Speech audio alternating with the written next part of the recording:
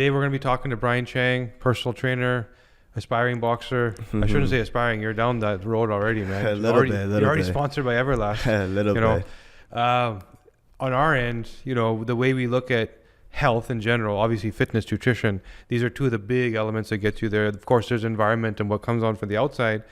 And we always look at it, the personalized, what does this person need? What does that person need? So we kind of get jaded and lost in what we're doing. Of course. Meanwhile, there's guys like you that are doing it front lines with people every day, having to implement, and you're seeing so it's interesting to talk to you because we're going to kind of blend the two sides of this and see how it all works, man. Right. But first of all, welcome. Thank you. Thanks for having me. I'm excited. Yeah, man. It's been a while since I've been on a podcast. Yeah, well, we're going to do it today. We're going to do it right. I got a lot to talk about. So you're still training right now, right? Yes. You're also training yourself. Yes. Right? You're trying to get ready for your fight. What is it, next year?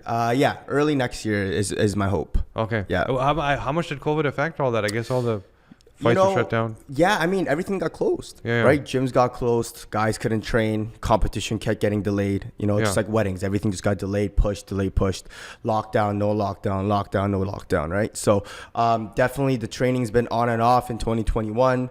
Mind you, everyone just worked on themselves. Like they did their runs outside, did their weight training as much as they could, shadow boxing if they had a bag, hit the bag.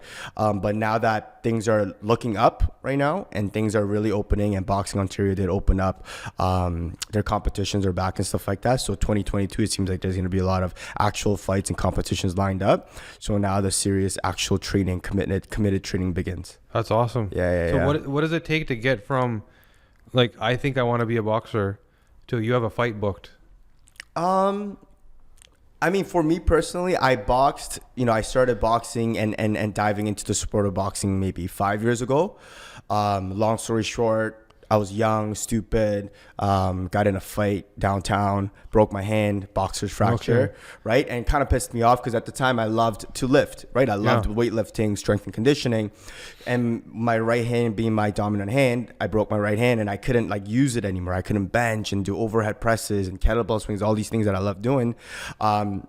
So after it healed, after 8 to 12 weeks, I was like, hey, I want to learn how to punch properly. I want to know how to fight properly and define myself properly so that I don't injure myself again, right? So I decided to reach out to someone that I knew a couple of years older than me. He was an amateur boxer, silver glove winner, golden glove. And I worked with him together for about a year, one-on-one, just in his basement, outside when it was nice outside, and really, really fell in love with the sport. Had no plans of competing, right? Just wanted to do it for myself, mental health, physical health. It was fun for me. I'd rather box than run, right? Yeah. So, started doing it more seriously and ended up joining an actual boxing gym in Oakville for a little bit. Joined another gym, kind of gym hopped, learning from different trainers with different experiences. And then I even flew out to California to learn from a bunch of people over there, Montreal. Learned from an incredible coach over there earlier this year when I went to Montreal. And then, as you get better, as an individual and as you learn, you start thinking to yourself, you're like, oh, maybe I want to compete, right? Maybe I want to see if I can actually use my skills that I learned over the last 5 years in a real time, right? So then, earlier this year, I decided, I'm like, hey, maybe I do want to compete. I feel like that's the only thing missing on my resume is everybody knows that I teach boxing to the everyday people. I've held pads for amateur boxers that really take it seriously, but they're like, what about you? Now you got to knock someone out. Right. What about you? Exactly. Where's your competitive experience? So at this point, I was like, I think I kind of have to do it to kind of, be legit, I guess, if you want to call it, quote unquote. I remember in high school, long time ago, and some people don't believe there were high schools in those days, but there were. Mm-hmm. I went to one, and you were in Vancouver, right? At some point. Yeah, I was Vancouver, yeah. Yeah, so I actually grew up out there. Nice. MVC in Vancouver. I was at Coquitlam. In Coquitlam. Okay, so I have family there, by the way. Nice. Maybe our neighbors, who knows? Yeah, honestly. So I remember a friend who loved boxing, and I went with him to a gym. It was the most intense training. Yeah. We literally threw up. Mm-hmm. We vomited from the training. Mm-hmm. It was so intense. Mm-hmm. When we walked into the gym, there was some senior boxers who were professionals like yourself, and their warm-up was me and my friend punching them in the face. Yeah. Right, because they needed intense. Yeah, they needed to get in the zone. Yeah, that's intense. So literally, I mean, we probably didn't feel like much to them because we were 14, 15 years old. But I remember the intensity of the training and feeling like I was killing myself. Yeah. And then you do this day in and day out and day in and day out and day in and day out. how does your body handle that kind of load? Obviously the beginning, you completely overtrain, right? I mean, it depends on the gym that you go to as well. If you go to a really old school boxing gym, I've heard stories, even when I did a podcast earlier this year at a different spot, they were telling me a story where they went to a really old school boxing gym, and even before they knew how to punch, the first thing they said was get in the ring and start punching each other in the face. Very intense, very old school, very grungy, like very like tough, like just go, like stop quitting, stop bitching, stop whining, right? Like if you're gonna work, otherwise get the fuck out type of mentality. And then you got like the newer gyms right now where they're more intelligent in the way they approach their training, because they don't want their new members, beginners, to completely overtrain, be exposed to injuries, right, hurt themselves, right? And when you overtrain, what's the first thing that happens? You just get super tired, right? It's the first thing. You get super tired, your immune system gets shot, right? You get fatigued all the time, you're craving food all the time, right? So when you're overtraining to that point as a beginner, until your recovery threshold gets better, obviously as your conditioning improves, right?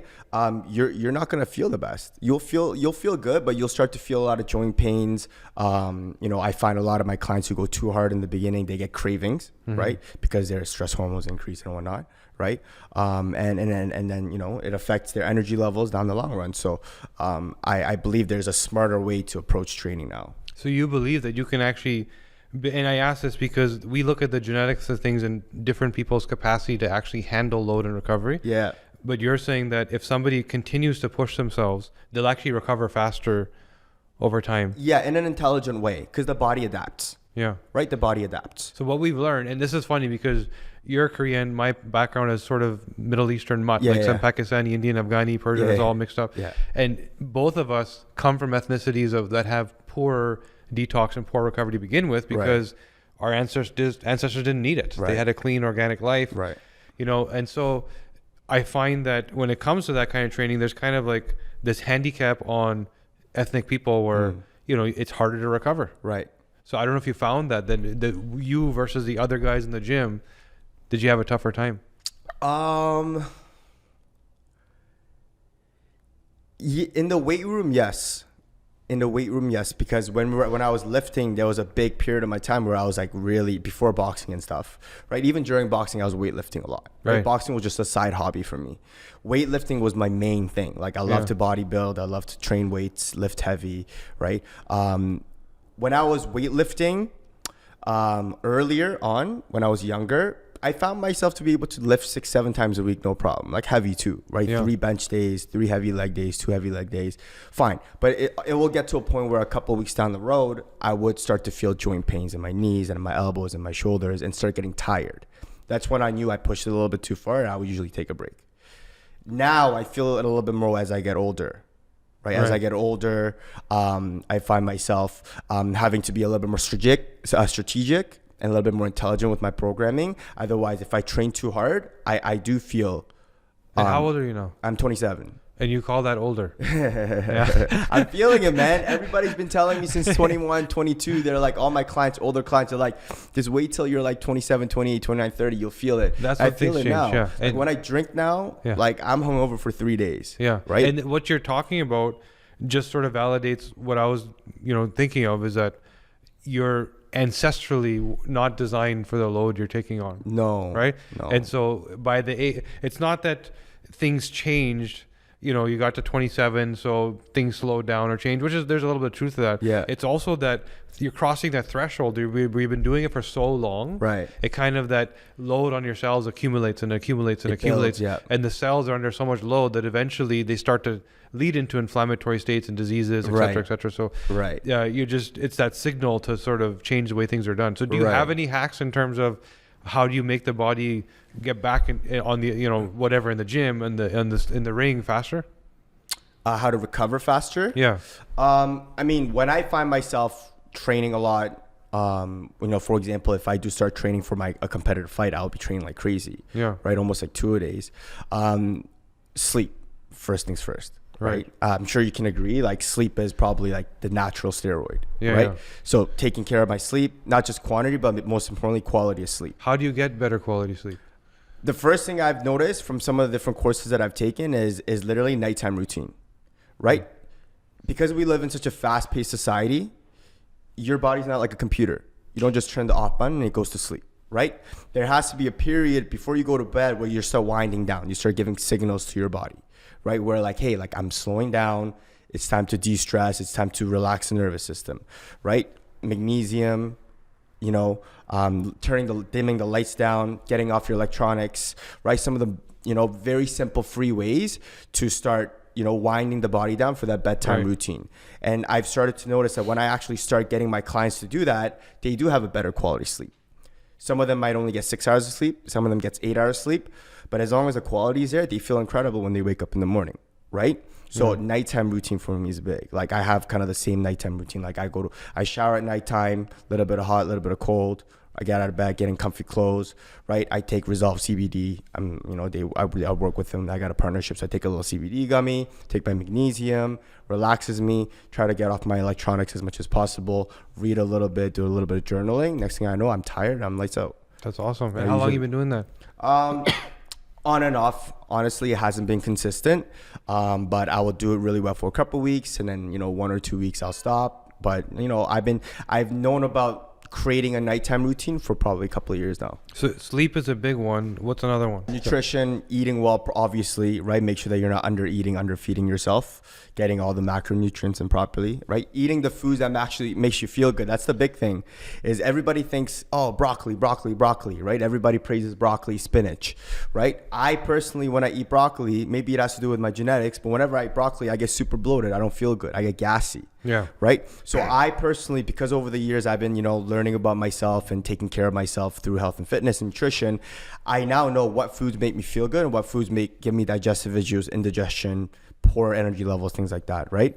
So I eat foods that, make me feel good personally. So one thing we've learned is, so you are sort of in an upper echelon of fitness level versus the average North American. Right. So any sort of nuance, any sort of tweak that you do, you're going to be hypersensitive to it because you're already so clean and healthy. Right. If somebody's in an inflammatory state, not feeling well, so everything's off anyway. Yeah. Right. You're feeling good. Yeah. And so that broccoli gassy sensitivity, which so many people have, there's literally one gene called FUT2, FUT2, which determines how well you break down. It produces the enzymes. It helps you produce the enzymes to break down a lot of vegetables and vegan protein like sources, beans and stuff like that type of stuff, right? And this is why there's so many people that have crazy issues with that stuff. Have some hummus for lunch, and you're just not hungry for dinner, because you're so bloated you don't even know what's going on. So for so many people, the root cause of their, call it colitis, Crohn's, IBS, leaky gut, all these gut and GI inflammatory issues, starts with what are you even designed to eat? And if you're not hypersensitive to it, if you're not focused on that, you're going to cause damage over time. So you're in a place where you're kind of blessed because of the choices you made that you can be sensitive because you're so fit. Right. But some people have no clue. And this is where, through testing, we can be more objective about it. But so now that you know that, you eliminate certain things. You're not in this sort of state of, you can first of all eat enough, right? So that your body's fueled. Because that's another challenge people have when they're eating the wrong thing. Their body just bloated, gassy, whatever. They're not hungry enough for the next meal. No. Right? No. And if you don't fine tune that, all of a sudden, well, why can't I gain mass? Why can't I, all the complaints start because you're eating the wrong stuff. Yeah. You're eating the right. It's a chain, right? You do one thing wrong and then this chain reaction happens, right? Exactly what you said. People, I've had clients are like, oh, like I eat this and I get bloated. For example, dairy is a big one, right? They have dairy, they get bloated, whatever. They put cheese in their eggs in the morning. They're not hungry. Yeah. Right? They're not hungry. Or they're too busy to think about hunger. Yeah. And the next thing you know, it's dinner time. They're starving now. Yeah. Right? They come home at 6, 7, 8 p.m., drop the kids off, pick the kids up, whatever. 6, 7, 8 p.m., they're starving. Yeah. They go crazy. They have cheese again. Right? Yeah. Because they're like, oh, just cheese. Yeah. You know what I mean? They have cheese again for dinner with their kids, whatever. And then they're bloated. They have indigestion. They have a difficult time sleeping now because they're uncomfortable, right? So their quality of sleep gets affected. They wake up groggy. What do they do when you wake up groggy? Coffee, right? Yeah. Chugging coffee right away in the morning. They're masking it. Right? And masking, exactly. Yeah. And then the repeated cycle and then doing that over for the 1 to 5 to 10 to 20 years. nonstop, look at the damage that you just did. So how do you take someone who comes to you, and obviously there's some people that come in different phases, I'm guessing, sort of the beginner that says, okay, let's get started. Yeah. How do you actually get them to change their habit? You can deliver the information. Yeah. But what's that thing that makes them say, well, I actually do this now. I don't do this anymore. How do you get them to change their habits? That's the toughest part about my job, is we're trying to reverse years and years of habits and then change them, right? These people are so stuck in their own ways and they're so habits that like a lot of times it's subconscious and it's reflexes, right? Like they don't even know they're doing it sometimes, right? So the first thing I think, the first thing that I always do is, number one, I get a list of things that I think are the most important things to change, right? And then I start in small increments. So I don't give them 10 different things to do right away. That's overwhelming. I'll focus on one thing at a time, right? So for example, water. Right. Okay. You're not drinking enough water. Okay. The only thing we're going to work on for the next 1 to 2 weeks, 3 weeks is drinking more water. Right. Right. Easy. That's it. And then you come train, see me in person, train, nutrition. Let's keep it the same for now.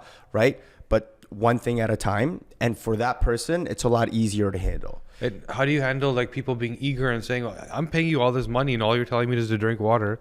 Like, make it all happen. Yeah. Well, that's where the expertise, you tell them, you sit them down, be like, look, you hired me to help you, right? To coach you and to give you the most intelligent, the most effective way to get you from point A to point B, right? And you have to be an authority at that point, right? Someone who knows better than this person. I talk to them, I'm like, look, we're trying to reverse, right? Again, 10 to 20 years of bad habits in 12 weeks? Right. Does that make sense to you? They're probably like, no, it doesn't. Right. So let's work on little bits at a time. Let's reverse it. And then when you do well, we'll move on to the next thing. And over the course of, 6 months to a year, look how many different habits we've changed. Mm-hmm. Right. So you kind of have to make them realize that fitness is a long-term game. It's never a short-term game. It's a long-term game. There's a lot of things to fix. Right. And it takes time. Maybe the drinking of the water, they'll get it right away in a week. But maybe adding more protein to their meal will take, a couple weeks, a couple months for them to really, really get into that groove. Yeah, it took me, like I remember that, and then you get that trigger or that sort of eureka moment where it's working. Mm-hmm. And I remember going from eating 2 meals a day, and that's really all I could eat. And I'm not trying to get huge, but I want to maintain some muscle mass. Yeah. And then all of a sudden I was able to eat every 2 to 3 hours. Yeah. Not eating huge meals, but I'm getting the same macronutrients. Yeah. The same protein, same carbs, same what I actually need to derive from those meals I'm getting, and I'm getting it more often because I'm now eating what my body actually needs. Right. And when you have that eureka moment, that's all of a sudden where your identity changes and you're like, this is what I do now. Yeah. Right? Because you get the good feeling. Of course. Right? Now that became a habit. Yeah. Now it's a habit. Yeah. Let's move on to the next one. Let's move on. And then you keep doing that. And that's the thing. It's this social media world. It's like they make this fitness thing, this healthy lifestyle, wellness, longevity, right? Like a quick thing. Yeah. 30-day program, 90-day program, fix your gut health in 120 days. It's a lot difficult than that for a lot of people. That's the promise people want. How do you do this fast? Exactly. Right? There's no way. Yeah, I can teach it to you, but you're not going to do it. You're not going to do it. Yeah. Exactly. And how much do you prescribe? So for me personally, if I speak to how I eat, like I said, it's regularly throughout the day, but it's within a fixed time period because I'm trying to fast, right? Like through my sleep and through the morning. How much do you prescribe that to your people? All of them. Oh, really? All of them. Yes. I try to give them like a 12-hour frame. Okay. Some of them, they've heard about intermittent fasting, 16-8 split, right? They'll ask me, can I do it? At the end of the day, I'll be like, hey, if it fits into your lifestyle, then 100% do it. I've done it before, had incredible results, felt good on it, right? So, but I really do tell them eat within a 10 to 12-hour window, and then there has to be a time and period where you're not eating for your digestive health and so on. And so do you find that people are coming to you for fitness, but because what you're talking about is beyond your typical personal trainer experience of here's your checklist of this many reps, this many, you're diving deep into their health. That's beyond fitness. Yeah. Do you find that there's other outcomes that are coming out of it that they didn't even plan for? Yeah, for sure. Faster results.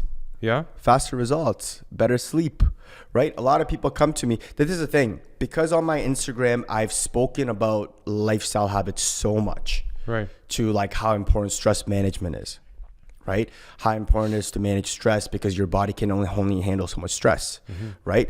How important sleep is, how important digestive health is, because it's no longer about what you eat, but it's all about how you digest it as well, right? Gut health, things like that, to a degree. Right. Obviously, I'll never cross the lines because I don't have a PhD or anything like that. Right. Yeah. So I'll stay within my scope of practice.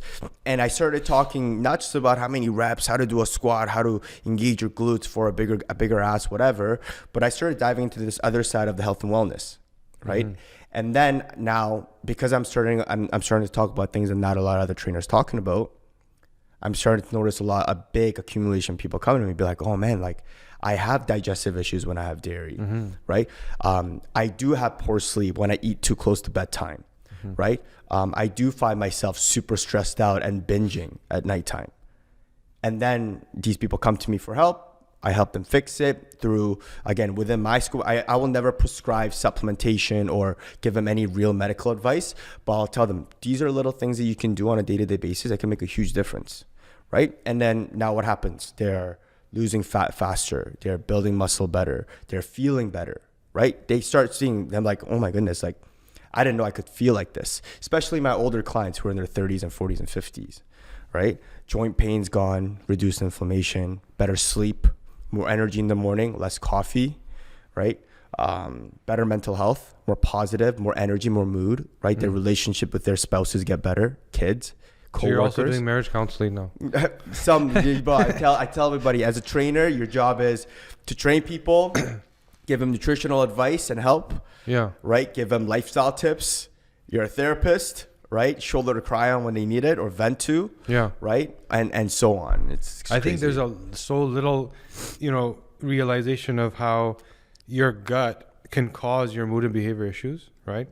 Meaning that, take antibiotics, for example. If you take an antibiotic, and some people take them regularly, right? So it's every cold and flu season. The more you do that, the more you're disrupting your gut lining. And all of a sudden you start to have these toxic substrates that are meant to stay in the gut and be cleared through, filtered, through going to the washroom, start to leak through your leaky gut. Yeah. And those things have the ability to cross the blood-brain barrier. Yeah. And now all of a sudden you're getting brain inflammation. Yeah. And you're getting diagnosed with, there's 44 million people in the US on an antidepressant. Yeah, it's crazy. 44 million people. It's crazy. This year alone, every client that I've taken or even just spoken to, the amount of people that have told me that they're on medication for depression, young, old, very young, like a lot of young people, like 20s, whatever. It's crazy. Yeah. I couldn't believe it. Yeah, and it's more now than ever before. It's more now than ever before because again, it's the way we live now, right? It's like you said, everything goes back to the ancestral days, right? How they moved so much more than we did because cars didn't exist, Uber Eats didn't exist, right? They had a long period of fasting because if they couldn't find food to kill or hunt, or if it was wintertime, they just couldn't eat. Yeah. Right. So they're on low calories or they fasted, which improved, autophagy, right? Cell regeneration, immune function, right? Sharper mental health. Like our ancestors are way more fit, like a billion times more fit than us right now as a society. Yeah. And I think a lot of that has to do with, what we're talking about is how through the evolution of time and industries, right? And we're more technologically advanced now, which is good in some ways. Otherwise, we're here right now because of technology, talking to you, right? Connecting. But it also made us a lot lazier, a lot more sicker as a society. And just like what you said, I think poor gut health is one of the biggest ones. I think, you talked about Uber Eats.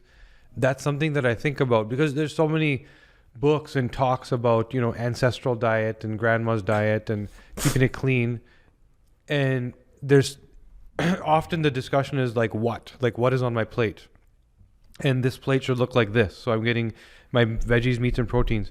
But they're not thinking about the sort of how, in a more macro sense, what does my week look like? Yes. So now this Uber Eats phenomenon, did our ancestors have Thai food for lunch, pasta for dinner, sushi for breakfast, because it's just so easy. Yeah. Right? No, they probably ate the same thing for 10 days. Yeah. and then they cooked the next thing, right?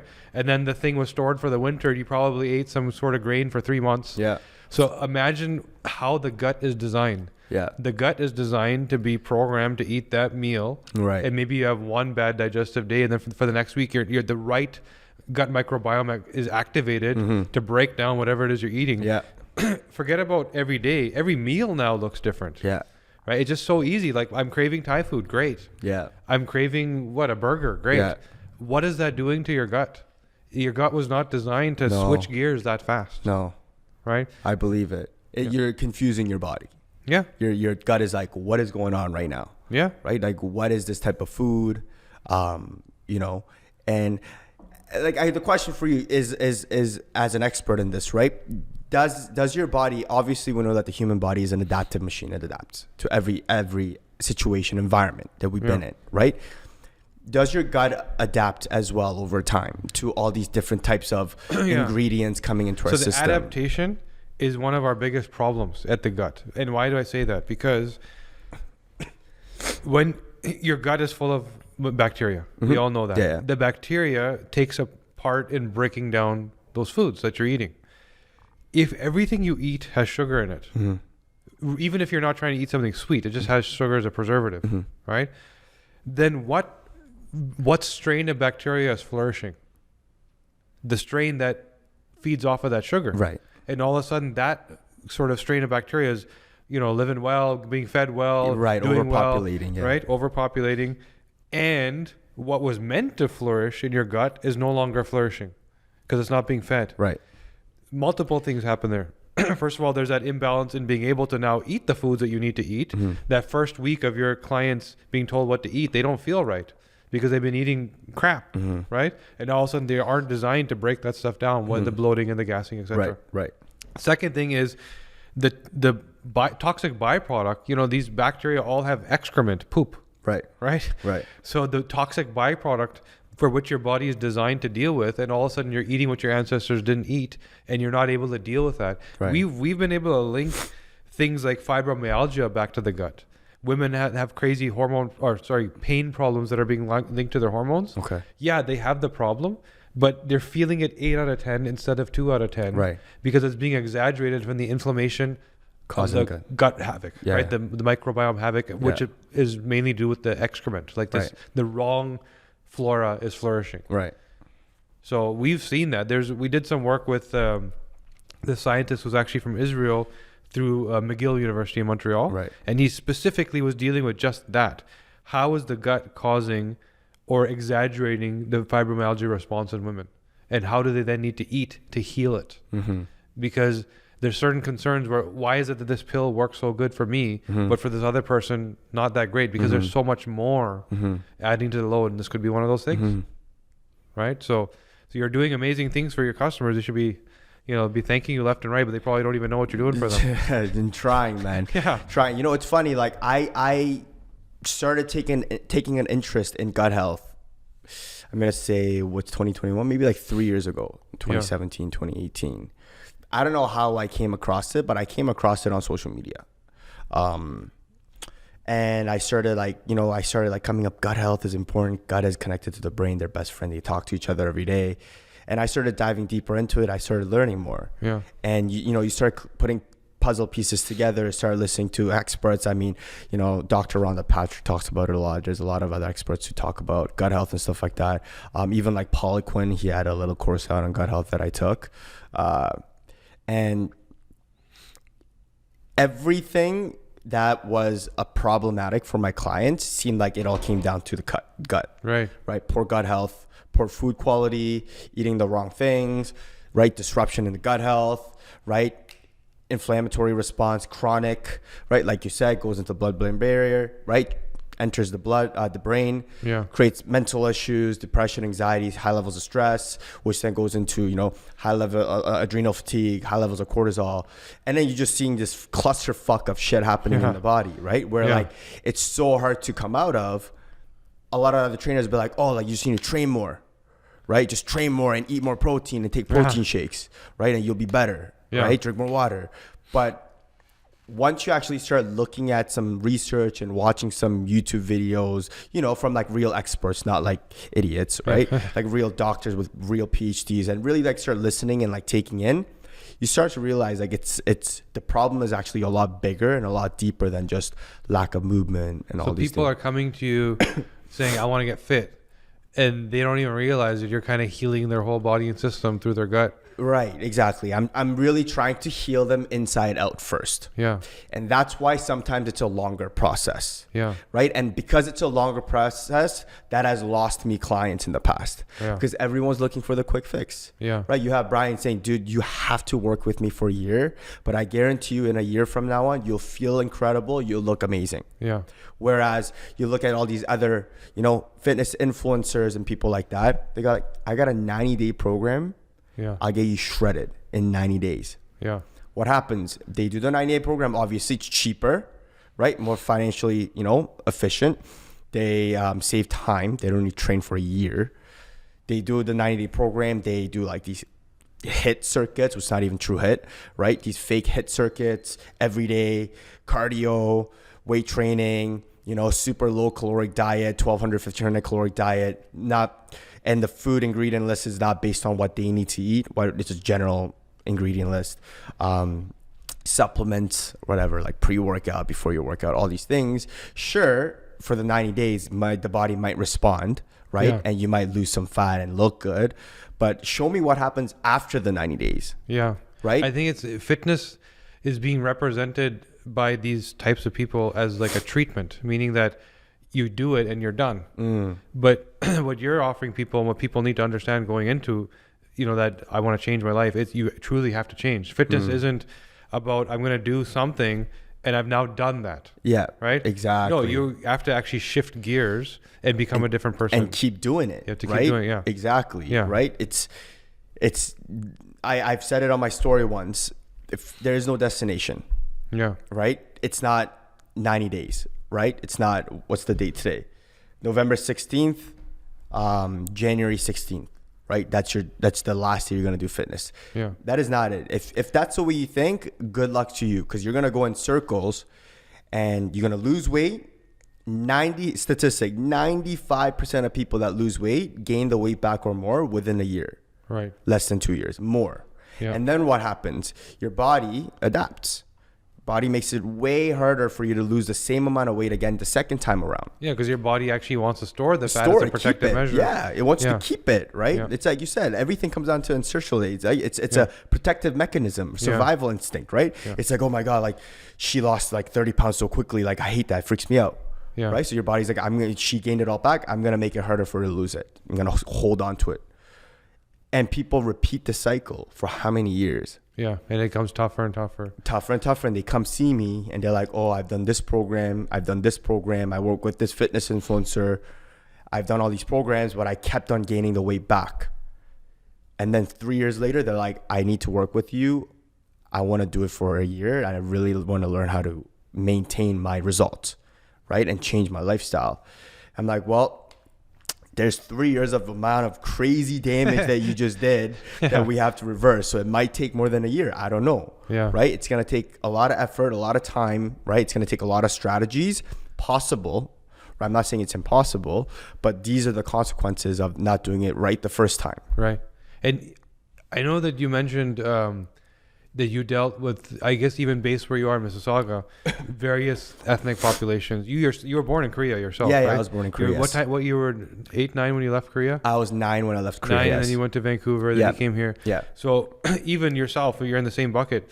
Do you find that the kind of, whether that's the cliches or the things you hear, that there's different outcomes for different, especially when it comes to Asian people?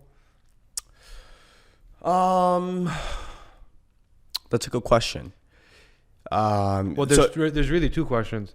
In terms of body outcome and fitness, can you have the same goals as other races? And second, are you offering them different nutrition advice? I think, so the first question, I think that everybody can get, lean, right? Look shredded, a little shredded, right? Can look, build muscle. I really do. But the way you do it is different depending on the person. So individualized program, just like what you guys do with the, like, you know, what you guys are doing is way more advanced than what I do 100 times, right? But every client, you have to treat them as an individual differently, right? So how do you upfront even know? Because what do you measure? It's tough. It's a lot of trial and error from my point of view, because I don't have this science lab that you do, right? I don't have the DNA testing, right? To really like get it in the first couple of weeks. It's a lot of trial and error, right? A lot of working with, you know, making small changes first, getting these people to go to the gym regularly, just train, regular lifting, just making sure that they're not overtraining, right? Small little habit changes, not overdoing the body, and seeing how the body reacts. That's kind of how I do it, right? I put them on a program, a base foundational healthy program, get them moving, get them eating healthy, getting their protein intake up, getting their vegetable intake up. And during the process, I get them to tell me, you know, hey, like when I ate broccoli, like, you know, it bloats me, right? Or if I eat chicken, like I don't feel good. Then I'll take that out of their list, ingredient list, and I'll be like, okay, let's substitute it for ground beef, whatever, right? So that's why it's a longer process, because for me, it's literally like I have to be super like one-on-one and know my clients inside and out to see what works. But I do believe that every different type of ethnicity can get jacked if they want to, right? We see it all the time, right? I have my friends who are Indians, who are black, who are Italians, who are Koreans, you know, who built their body from either they were overweight and they shredded down, or they were skinny and they built it up, right? So I do believe without the use of any like performance enhancing drug, steroids, that people can change the way they look, but I feel like there are more efficient and faster ways to do it. Yeah, I find that, you know, getting lean, like you said, right? That's this fine balance of calorie intake, the right calorie intake, fitness levels, all that stuff. Right. Understanding how cardio affects somebody's body versus, you know, maybe circuit training or something else, right? Then we find that there's this innate foundation of what the body's, you know, body type is based on the genetics of hormones. Right. And so even, for example, you're Korean. You move, you know, a little bit west, you got China, right? Yeah. In China, there's really two races. Right. There's what we call like the Bruce Lee Chinese, which are like literally wiry, thin, super strong, but can't put on mass. Right. Then you have the larger sort of estrogenized men in China that are big, thick, heavy, but they can't get lean. Right. They can't see the muscles and the striation. Right. And that's all genetically and hormonally driven. Right. The hormones are the same. Progesterone, testosterone, estrogen. Right. Right. All fueled from cholesterol. Yeah. What you're doing with them, right? So if you have that predictive map to be able to understand, here's my goal. Right. Here's what I want. And this is why I came to train. But first of all, this is what I'm designed to do. Right. So now understanding, is this goal, first of all, the right goal? Right. Am I designed to be a linebacker? Right. Am I designed to be a sprinter? Like, what am I designed for? Right. But what I find really cool is that because you've done so much of this, you kind of innately do this without the science, meaning that you're working on people and bringing them all to the same outcome. Yeah. You know, through this sort of quick shift trial and error, you kind of know what to do. Right. But maybe if I was more well educated from your point of view, right? From the advanced, you know, scientific point of view, from the genetic level, biological level, cellular level, then maybe I could show results faster. Yeah. That's the thing, That's right? just a question of toolkit. Like, these are all new tools that are... Exactly. I believe the day is coming where everyone's going to have their genetics and they're going to know. It's just going to become very cheap and easy and sort of everywhere, right? So it's just going to get there, and people like yourself will drive that kind of thing. Of course. I would love to. I mean, if you guys ran a course or something, like, take it right away. Yeah. Right? Yeah. But my job as a trainer at the end of the day, I think, is to just make fitness and health and wellness as enjoyable as possible and as fun as possible while showing the outcome that they want, right? And then going back to the other parts, we talked about body. What about nutrition? Do you find also for different ethnic groups, male, female, different body types, are you starting off different because you kind of intuitively know, this guy looks like I've done this before, here's where I got to start? Mm-hmm.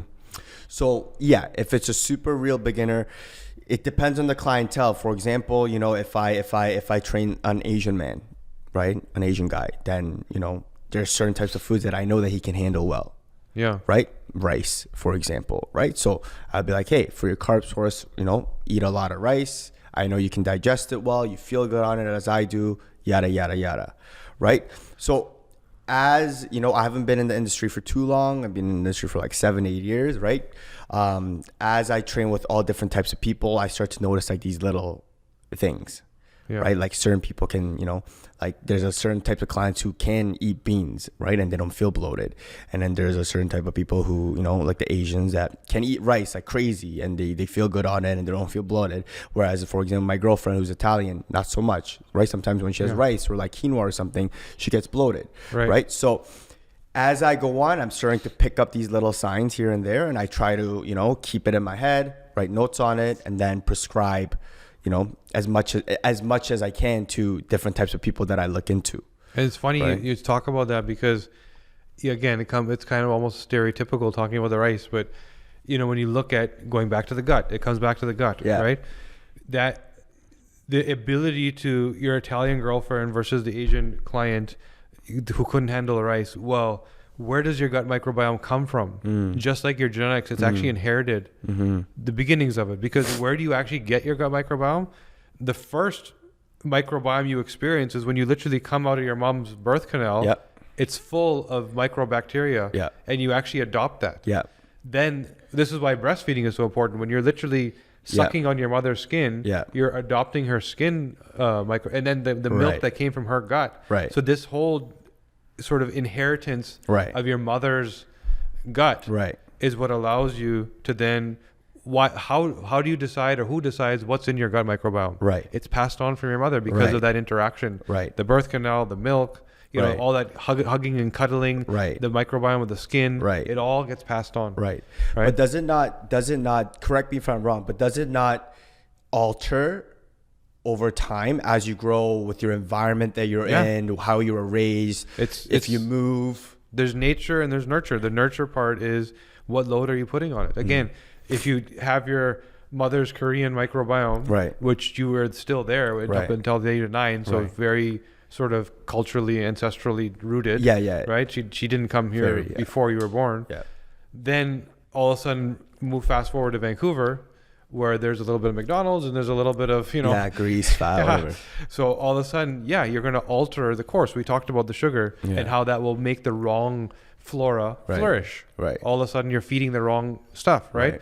So there's what you got, the cards you've been dealt, and then there's the load you put. Same as your genetics. You know, you have genetic capacity. I'm wired to be a sprinter. But I eat estrogen dominant foods. And I take birth control pill as a woman, so I have even more estrogen. So maybe I'm going to get a little bit bigger than a sprinter. It's the load that you put on both your gut and your DNA. I think genetically it's a little bit better understood. Gut microbiome, the science is just starting. It is. And there's a lot to sequence. You have more DNA of your gut's bacteria, foreign DNA, than your own DNA in your body. I read that somewhere too. So there's a lot to discover there. They're starting. We're not quite there yet. We're learning. There's a lot to learn, I heard. It's just starting, like you said. You know, people that think gut health has been around for a long time, but I think, you know, you've been touched like 1% of the gut, 10% of the gut. You know, there's so much to go into, which is what I'm excited about, right? As someone who actually enjoys learning about this thing, right, on my own spare time, right, and listening to podcasts from episodes and experts, and really like learning about the deep rooted science of genetics to gut health to hormonal profiles to whatnot. Like, you really get a different perspective on, you know, how you look at a human body, right, from a physiological cellular point of view. Right. So that's something that I'm looking forward to, you know, continue to do as the years go on. But question for you. Your thoughts on probiotics and prebiotics? Bullshit? No, I think that the challenge is matching strains, right? And it's difficult. So this is why people go through 3-4. It's trial and error right now. If you find something that hits, it's amazing, right? And there's no zero benefit for something that doesn't hit. It's going to give you some benefit. It's just not maybe what you thought you're going to get in terms of an outcome. Like, if you go on antibiotics, yes, you need probiotics to clean your gut and heal after the damage is caused. But you're not going to get the same outcome as your buddy who had the matched, you know. And this is where you see there's certain places like in California where the science is a lot more advanced. There's people that are literally taking poop pills, I've right? heard. Yeah, feces pills. Yeah, feces, because they know they can match through family or through diet or whatever. Yeah. You know, so the thinking is good. It's until we've mapped the gut the way we map DNA, it's not precise. It's not precise. Right. So it's good. It's better than not doing it. Right. But there's some people that take probiotics and have a horrible time because they just took the wrong strain. Right. So ultimately, but until the pioneers like us or you or your clients do the trial and error, right, we're not going to start to learn and eventually get to the precision. Yeah. Right? And that's the thing. I get the question all the time. Should I be taking probiotics? Like all my girlfriends are taking probiotics. Yeah. And I learned exactly what you said through a podcast from an expert, some doctor. They said, because there's so many strains. Yeah. There's so many different types of strains of bacteria. And each person has your own strain that you should be taking a probiotic, right? To actually feel the benefit. Yeah. So I have been telling them, look, this is what the science says right now. If you take the wrong strain, you're not going to feel any benefit, or you're going to feel like shit. If you take the right strain, you're going to feel amazing. You're going to actually feel a difference. I don't know which strain is right for you, right? Yes, that's the honest truth. So I tell them, do you want to spend $80, whatever, on probiotics for it to maybe work, maybe not? I don't know. So that's where I just prescribe them to eat healthy. Yeah. And this is where, so we've done some work. We literally have a compounding lab, like this, secret lab in the middle of our office. Yeah. Where through people's genetics, we custom make to the ingredient, to the dosage, a pill. Oh, wow. That their DNA needs for them to be optimized. And it could be different things, cardiovascular, anti-inflammatory, wherever there sort of holes to plug, we plug them. What about allergies? Same thing. So there's allergy. I'm allergic to this thing. To what degree does it express? By the way, my allergies are gone. I used to have allergies every single allergy. I haven't had it for 5 years. Really? Yeah, because I optimize all my systems. It just doesn't hit me anymore. I feel it. There's that minor, I know it's happening, but to what degree does it express? I've got that under control. I need that. It comes and goes within minutes for me, right? I need that. So same thing is going to happen with the gut, to answer your question, is that we now are starting to map the gut microbiome better. How do you then resolve gut issues? Well, you need the probiotic, right? But that has to be matched to you personally, right? Because our guts are so unique and complex. It's a fingerprint, right? First of all, what in your gut? Remember, when we're testing the gut, we're testing it today. It's not like your DNA where you're testing the foundation, right? Then there's genetic expression, which is testing today, right? Your gut, you're testing what's happening today, right now, yeah, right. So you first of all need to know for what's happening today, what is good and what's bad, right? You have to identify that first. Right. We're not even there yet. Right. Once you know what's the good part, you have to be able to then supplement that with a custom probiotic. It is going to get there. Right. That's when we're going to say, yeah, it's a good idea. Right. And for the number of issues that will be solved and resolved, it's going to be massive. I couldn't imagine. That's going to be life-changing, I think. Yeah. It's going to be incredible. It's going to be expensive. So to get there is expensive, but once it's there, it's probiotic. It's not crazy unless somebody wraps some patents and FDA filings around it. That's amazing. Yeah.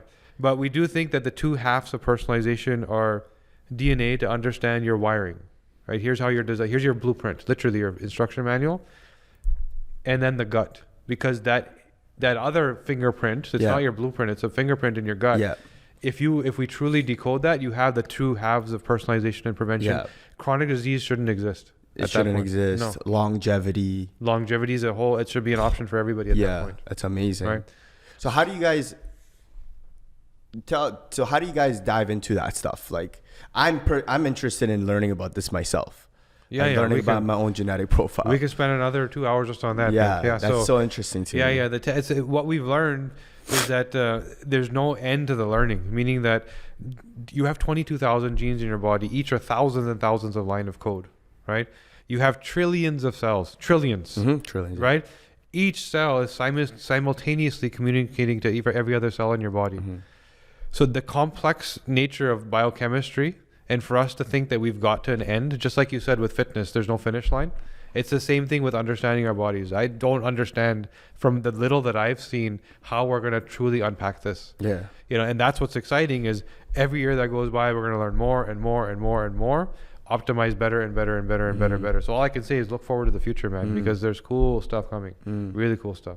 So tell us, before we end here, give us like 3 things people should do, whether you're training, not training, the 3 big things. You talked about sleep already. Yeah. Right? Tell us 2 more things that are like, do this today. walk. Yeah? Yeah. Move your body, right? I'm a big believer that just like your ancestral days, move as if cars didn't exist, right? Yeah. I think that our bodies were designed to move, muscles, joints, bones, everything. And I think that our, cells, organs, nervous system, hormones, I think everything just responds better when you're a moving human being, right? Instead of sitting, stagnant. And you got to design your environment to force you to walk. Exactly. Right? So standing desk. Yeah. It's a big one that I get my clients to do. Tell me right away, I feel better. Yeah. Right? Obviously, if your legs get tired, like sit down, right? Yeah. Stand more, right? Walk up the stairs at the grocery store at the mall instead of taking the elevator. Yeah. Park further away. Yeah. Right? So instead of going right to the spot, park further away. Walk to get food, coffee, groceries when you can. Unless it's like a lot of stuff, then obviously be smart about it. Yeah. Right? Instead of sitting down and watching Netflix, suggest going for a walk with your friends or family or boyfriend, girlfriend, whatever. Right? So I'm starting to notice like how important walking is, getting your non-exercise activity thermogenesis up for weight loss, fat loss, yes, but for just optimal health, energy levels, right? Lower stress levels, right? Tapping into your parasympathetic nervous system, especially in nature, right? So walking in trails and around woods and stuff like that. In the summertime, same thing, right? Walking as much as water. I think that's something that everyone can benefit from. It's free, right? It's free, so you don't have to worry about paying $1. It's good for you, and I think it's guaranteed results. So then tell us the last one. The last advice that I have for people is, look at it long term, right? Always put your marathon shoes on, not your sprint shoes, right? Yeah. And find ways to make it fun. Yeah. I really think fun is, an important part about fitness, right? Fitness and health and wellness should feel like a lifestyle, right? Yeah. Not a chore. Right. Yeah. Right. It shouldn't feel like a kid doing like math homework they just want to do. You got to incorporate it into everything you're doing. Exactly. Incorporate it into everything that you're doing. Find a good group of people to do it with. What's fun. Yeah. Find your, training style that excites you rather than makes you, demoralizes you and makes you go like, oh, fuck, I have to work out. Yeah. Right. I think the fun aspect is going to help people be more consistent. And consistency will help you. That's been a big one for me. I'm literally hooked. I don't feel right when I don't do it anymore because I've created a routine through some trial and error. Yeah. Because you have to figure out what you like. Yeah. Where I just need it now. Yeah. Right. And it's a part of the day where, it's literally my entertainment. Yeah. Right. For the day. So. Yeah. Anyways, Bryan, this was awesome, man. Yeah. Thank you so much. Yeah. It was great that you were able to come and share all this stuff and give people a different perspective on what fitness really means, and how it can heal more than just muscle growth and fat loss. There's so much more to it. But thanks again, man, for coming. Thanks for having me. I learned a lot. Thank you.